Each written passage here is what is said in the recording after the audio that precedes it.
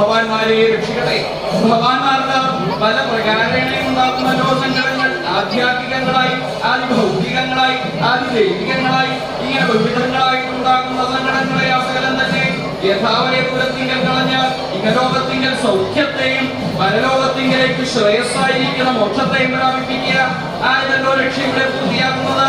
എന്നിരിക്കുന്ന രക്ഷയെങ്കിൽ ആരുടെ രക്ഷിതാവ് എന്നല്ലേ? രാമചന്ദ്രനോ ഇതിനാകുന്നതിൽ സംശയിക്കുന്നത് സൂര്യവംശാലങ്കാരഭൂതനായി സീതാവല്ലഭനായി ഭക്തവത്സലനായിരിക്കുന്ന ഭഗവാൻ സ്വാമി ശ്രീരാമചന്ദ്രനെ തന്നെയാകുന്നത്. ഇവിടെ ഈ ഭഗവാന്മാരുടെ രക്ഷയ്ക്കായി കൊണ്ട് കൽപ്പിച്ചത് ആയിരത്തുവേയുള്ള നല്ല ശിക്ഷ വഴി പോലെ ഒഴിച്ചു.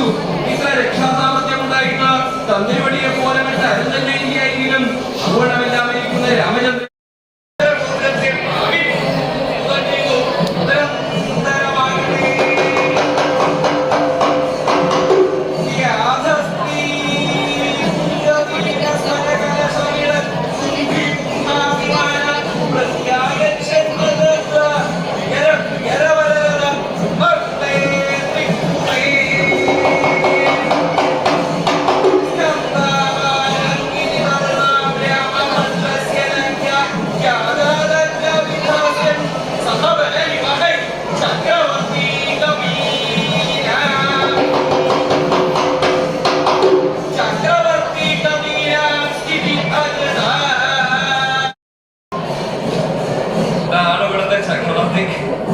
വാനരന്മാരുടെ മുഴുവൻ ചക്രവർത്തികളുടെ മുഖം കണ്ടാൽ തന്നെ അറിയാമോ.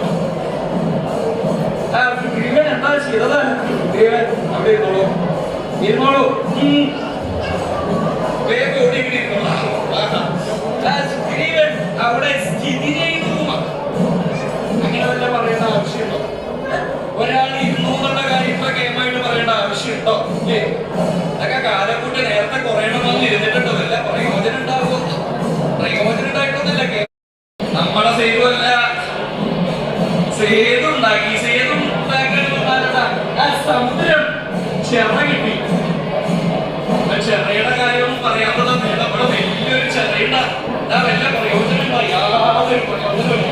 ഇതാ സായങ്കാലത്തിന്റെ പുറരാത്ത ആളുകൾ കിട്ടിയാലല്ലാതെ വേറെ വലിയ പ്രയോജനമൊന്നുമില്ല. ഈ ചെറ കിട്ടിയാന്നുള്ളത് എന്താ? ചെറ കിട്ടിയാന്ന് പറഞ്ഞാൽ തെക്കയിൽ എത്തേണെങ്കിൽ എന്താ വേണ്ടത്? സമുദ്രം അതിക്രമിക്കണം. ഹനുമാൻ പോയി ആ വൃത്താന്തം മുഴുവൻ ഭഗവാനോട് പറഞ്ഞു. സീതാദേവി വളരെ ദുഃഖിതയായിട്ട് അവിടെ ഇരിക്കുന്നുണ്ട്. ഞാൻ ദേവി കാണാനില്ല.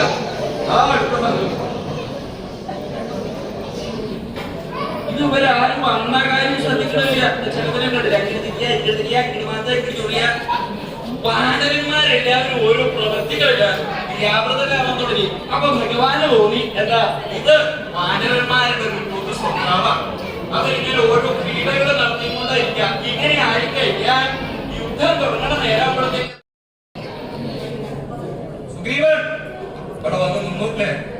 എന്താ സുഗ്രീവ കൈ കെട്ടി നിൽക്കണത്? കൈയുണ്ടാട്ടോ സുഗ്രീവ. പിന്നെ ഈ വാനരന്മാരൊക്കെ ഓരോ പ്രകാരത്തിലാണ് നിൽക്കണത്. സുഗ്രീവൻ എല്ലാവരും നടത്തിയിരുന്നു. അത് പറഞ്ഞ സമയത്ത് എന്താ ഭഗവാന്റെ കാര്യം ഉപേക്ഷ വരുത്താൻ പറ്റില്ല. സുഗ്രീവനെ ഭഗവാനാണ് ഈ അഭിഷേകം ചെയ്യിക്കുന്നത്. ആ ഒരു സ്മരണാർത്ഥം അവിടെ ഭഗവാൻ നീ ഇരുന്നെടുത്ത് നടക്കരുത്. ചിരിക്കാനല്ല പറഞ്ഞത്, ഇരുന്നെടുത്ത് നടക്കരുത്. എവിടേക്കാണ് എവിടേക്കാണ്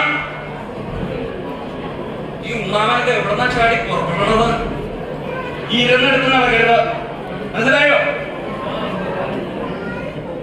ഇവിടെ തന്നെ മുത്തവർഗന്മാര് പുറപ്പെടുക. ചിലതുണ്ട് ആ കുട്ടി പുറകെ നോക്കിക്കോളൂട്ടോ. വല്ലാതെ കണ്ട അപകടാക്കുന്നുണ്ട്. ഒന്ന് ചാടി പോണോ ഇതിന്റെ അടങ്ങി അവിടെ അങ്ങനെ അടങ്ങിയിരിക്കണോ? ഇങ്ങനെ എല്ലാവരും വളരെ ഭംഗിയായിട്ട് സേനാനിവേശം ചെയ്തിരുത്തി. ഇനി സുഗ്രീവന് ഇത് ശ്രദ്ധിക്കാൻ പറ്റുമോ? ഇവിടുത്തെ അവസ്ഥ എന്താ? അത് ഇതൊന്നും നോക്കണ്ട. ദേഷ്യം വന്നാ കൈ കഴിവിട്ട അതാണ് മനസ്സ്. ധീരൻ മനസ്സ് ആയിരിക്കണ ആളാണ് സുഷാമൻ. അതാണ് നിങ്ങളുടെ തലവൻ. ആളാണ് അവൻ. കാണുന്ന പോലെ നല്ലട്ടോ അദ്ദേഹം ഇളകി കാട്ടാനകള് വന്നു കുത്തിയിട്ടുള്ള റബ്ബറാണ് ആ പർവ്വതം. നല്ലത് മനസ്സിലായി. ഇങ്ങനെയൊക്കെ ഓരോ കൊണ്ടു പറയേ. അതെന്താണെങ്കിൽ ആ പർവ്വതത്തിന്റെ ആ പ്രദേശത്തിന് അനവധിയായിട്ടുള്ള കാട്ടാള സ്ത്രീകളുണ്ട്. അപ്പൊ ഈ കാട്ടാള സ്ത്രീകൾക്ക് മലയ പൊങ്കവത്തികൾ എന്ന് അവരെ പറയാം. ആ മലയ പൊങ്കവത്തികൾക്ക് തന്നെ ഈ കാട്ടിന്റെ ഭക്ഷണം എന്താണ്? അവിടെ ഒരു കൂട്ടം സുഖാവൊന്നുമില്ല. കാട്ടിന്റെ ഭക്ഷണം ഇപ്പോ നാട്ടിലേക്കാളും സുഖം കാട്ടിലാന്നാ കേൾക്കുന്നത്. ഇങ്ങനെ വെച്ചേക്കുന്നത്. അപ്പൊ എന്താ ചെയ്തത്? ഇനി എന്താ ഭക്ഷണം കഴിക്കുക? ഓർച്ചിന്താണ് കഴിക്കുക. അപ്പൊ അവരുടെ ഭർത്താക്കന്മാരായിട്ടുള്ള ആളുകള് അവർ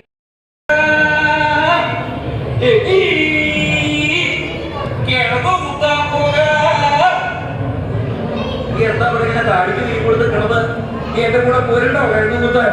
അവര് ആ ചൂരക്കോലേക്ക് പോകും. ചൂരക്കോലേക്ക് പോകും മാത്രല്ല അവിടുന്ന് ആ കിഴങ്ങ് കുത്തിയിട്ട് എടുക്കാം. കിഴങ്ങ് നല്ല കുത്തല. കിഴങ്ങ് കുത്തണ നേരത്തുണ്ടാവും ആ സ്ഥലങ്ങള് അവിടെ നടക്കാൻ തുടങ്ങും. സ്ഥലങ്ങൾ ഇറങ്ങാൻ തുടങ്ങുമ്പോ എന്താ ഉണ്ടായത്? ഇത് കാട്ടാനകൾ. കാട്ടാനകൾ എന്താ സ്ഥലങ്ങൾ കണ്ടപ്പോ തിരിച്ചത് അത് മാറ്റാനകളാണെന്ന് നിരീക്ഷിച്ചു. ആ സ്ഥലം കണ്ടപ്പോ ആ മാറ്റാനകളാണെന്ന് നിരീക്ഷിച്ചു. അതല്ല അവര് ദേഷ്യം കൊണ്ട് കയ്യും കെട്ടി പിന്നാക്കം മുടിയേക്കണത് ജാപവാനല്ലേ? അത് പ്രായക്കേ ജാപവാൻ എന്താ അവിടെ അങ്ങനെ മുടിയേക്കണത്? നീ ഇളകരുത് കേട്ടോ, ഇളകരുതേ. അങ്ങനെ എല്ലാവരെയും സേനാനിവേശം ചെയ്ത് ഇങ്ങനെ ഇരുത്തിയതിന്റെ ശേഷമാണ് കവീനാം ചക്ര